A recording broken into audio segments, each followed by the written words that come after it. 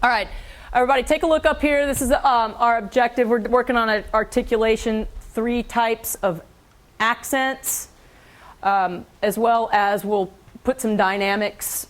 We're working on our 3rd level of dynamics. Since we have 2 pretty good ones, we're going to add a 3rd one, and then we'll keep adding in between here as we can distinguish between the different levels of dynamics, okay? Before we do that, I do want to start with the review of intonation. So if you turn to page 16 in your books, and I'm going to pop around the room and review from last time. We did 3 factors of intonation that controlled intonation. Matt, give us one. All right, let's warm up.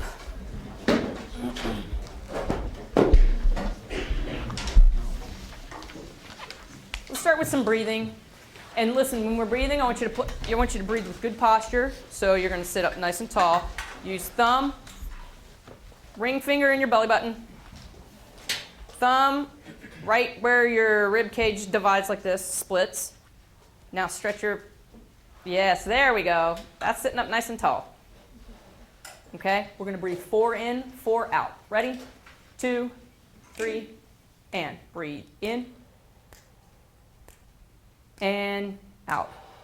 2, 3, and breathe in with a O sound. 2, 3, 4. Okay, now this time we're going to start from the top and descend. And this is what I want you to focus on, playing with a relaxed, resonant tone. So how are you going to do that? How do you make something sound relaxed? Pull your teeth apart, yeah? Yes, relax your jaw, pull your teeth apart. That doesn't mean slouch. Okay, starting from the top, resonant, and you're going to pull your the walls of your mouth up and down. Okay, high ceiling, low floor to make an O. From the top, coming down. 2, ready, and. 4, 5, 6.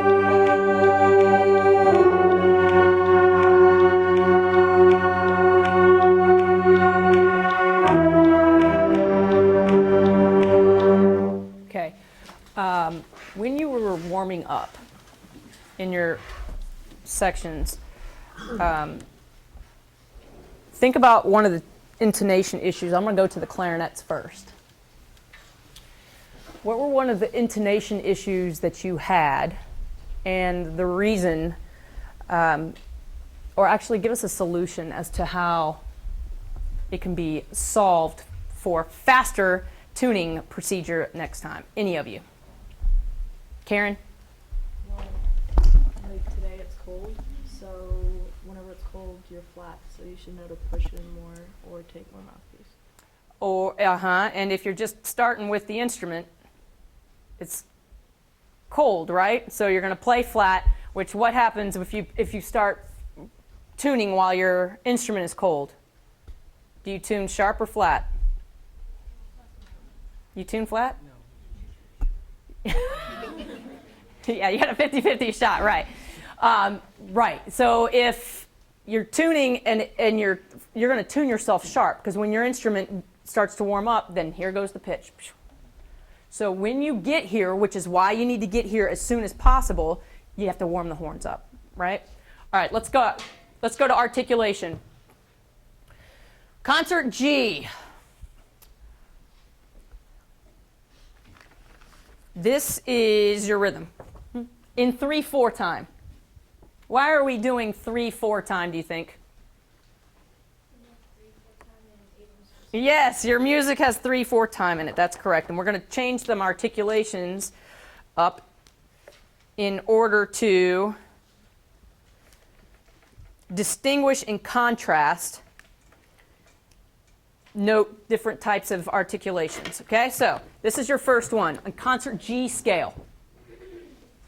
1 and 2 and 3 and 1 and 2 and 3 and 1 and 2. Every note's accented. So think about how you're going to accent the notes versus unaccented notes. Here we go. And we'll stop when we get to sol. Stop when you get to sol. 1, ready, and go.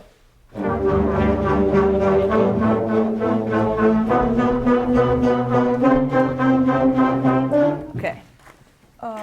Let's do this. There. Okay. There we go. 1, ready, go.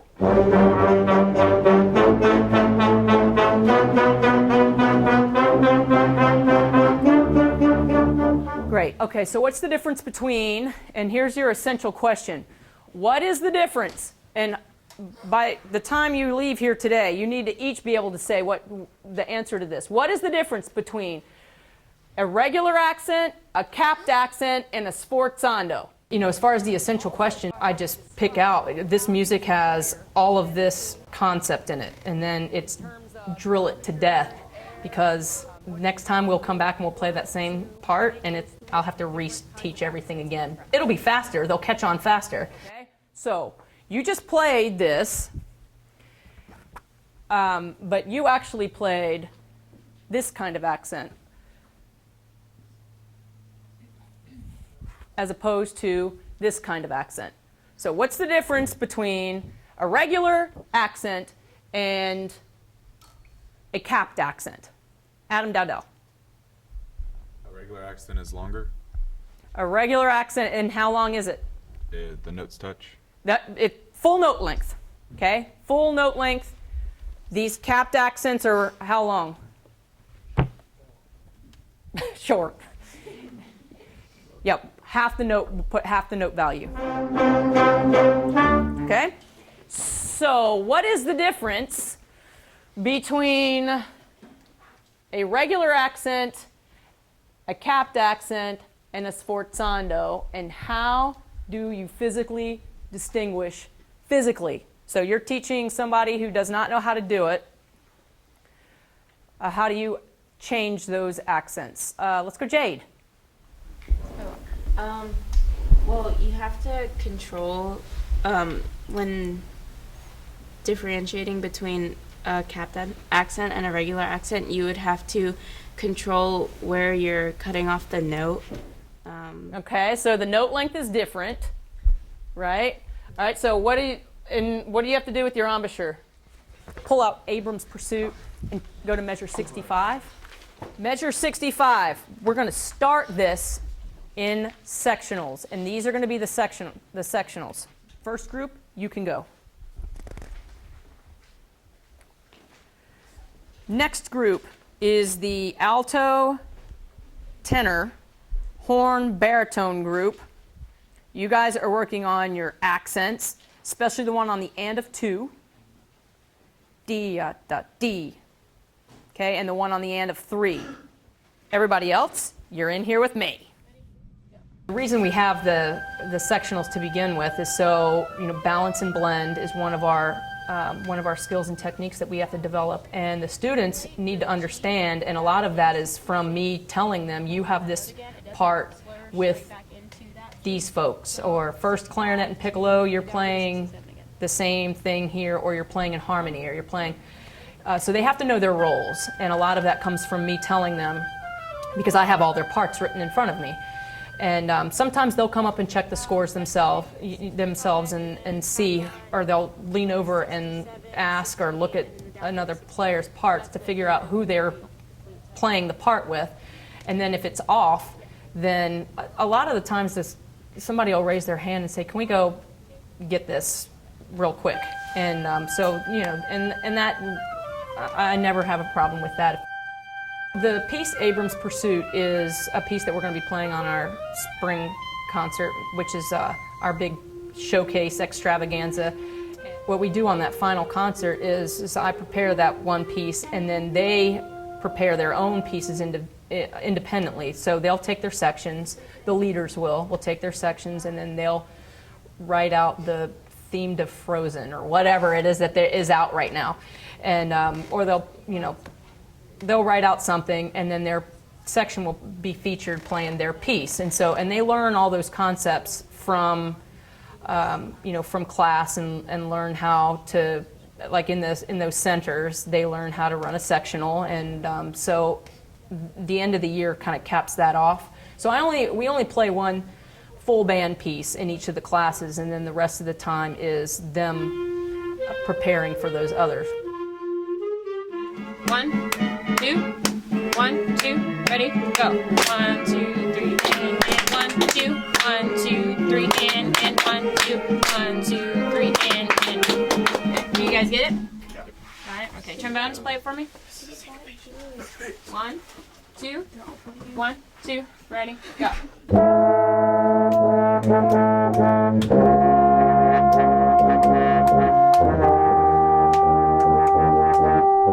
All right, yeah. Good job, trombones. Okay. So you notice the measures? It's basically the student that knows how to do the concept is the one that gets put in charge, and the students know who that is. And stay out for the last notes, okay? 1, 2, 1, 2, ready, go. Same note. Nice and loud. 1, 2, ready, and.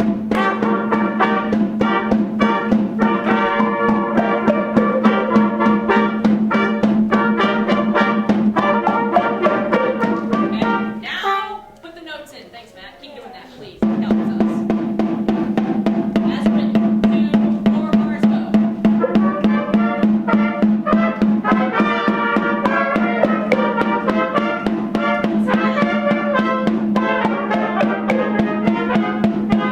ready,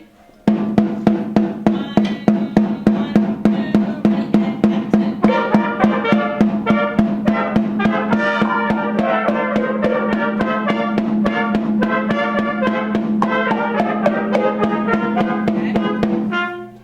So what happens to the unaccented notes versus the accented notes? Yes, Amanda? They get rushed and crushed. They get rushed. All right, so our timing gets Kind of whacked.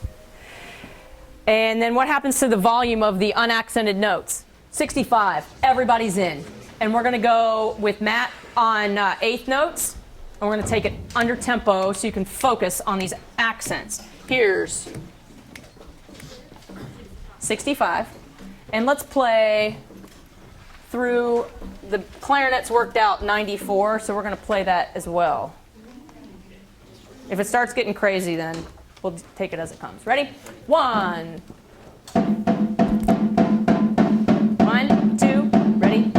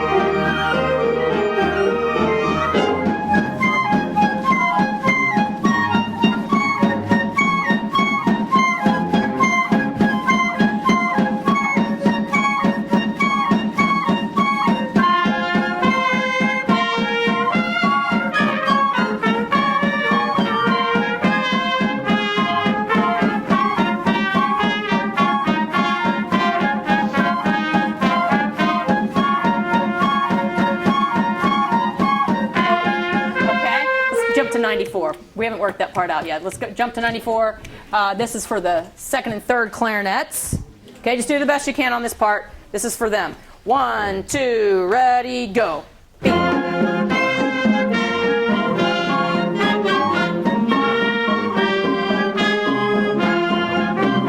Let's talk about this application of accents at measure 94. Bum, da, dee, da. D, dot, dot, capped accent. You see it? How is that note different than a regular accent? Trumpets. It's shorter. Defined note length. Okay, it's only an eighth note long, so he even wrote it nicely for you. Let's go only at measure 65. No upper woodwinds. Everyone else. No flutes and first clarinet. Everyone else.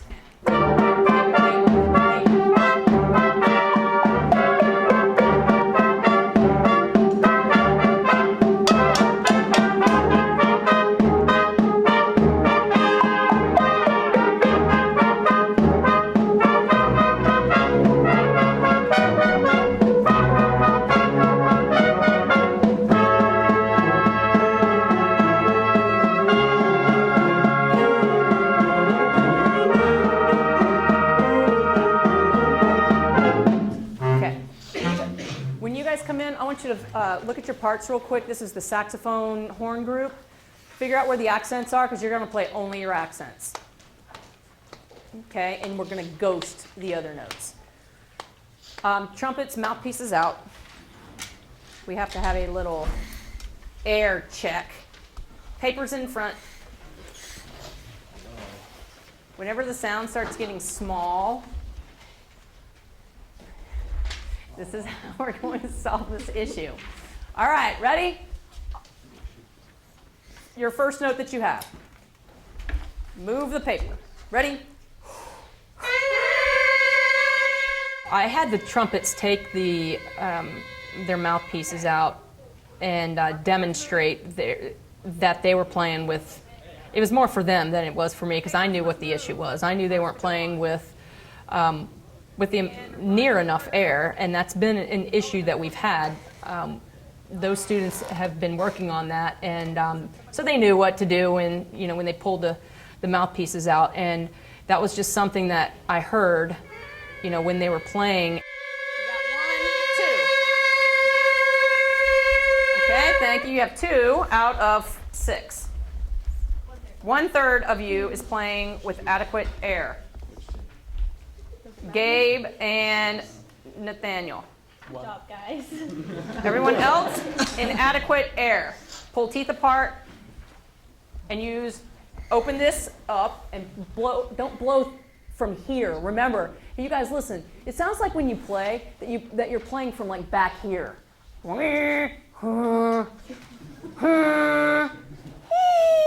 That's what it sounds. It really does.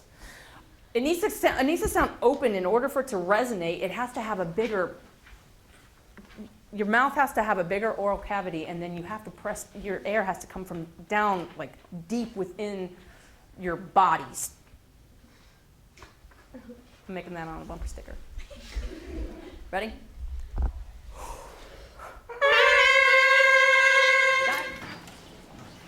And now we're going to have saxophone horn group playing accents only, and they're going to punch out super fine. Matt, you can go back playing the part. Okay. That'd be awesome. Thank you. 1, 2, 76.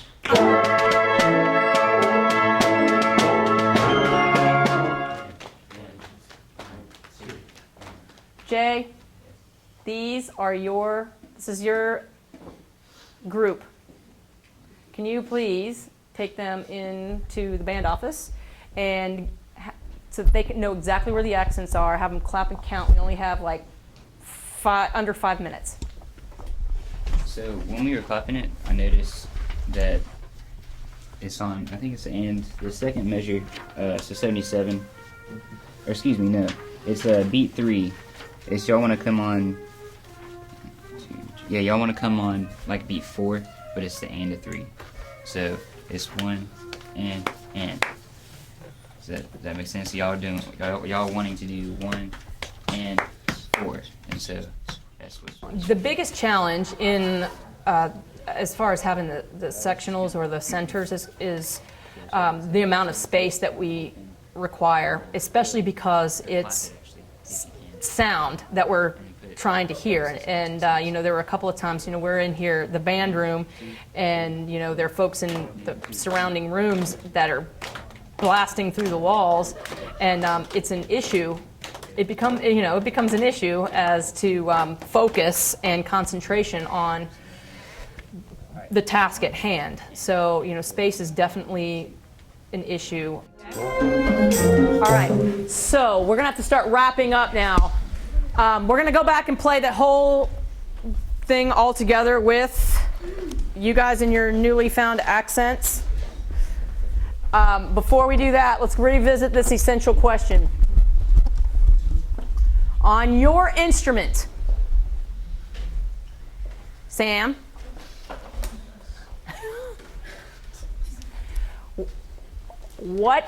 how will you, or describe how a player who plays trumpet would physically contrast the three types of accents in terms of embouchure, air, and tongue?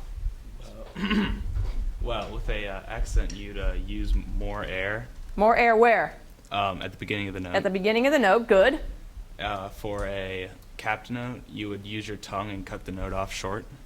Okay, it has a defined end, correct? And for the sforzando, you use more air than the capped accent. So in levels of which, loud, louder, and loudest, which one's the loudest? The sforzando. And the medium one? The Yep. accent. The Capped accent, correct. That would be a louder volume. It just has a defined end too. But we're playing them like this one a little extra. And then regular accent. Good. Let's put this all back together again, and then that will be our day. 65. Accents, accents. Different kinds of accents. Here's 1, 2, 3, and 4.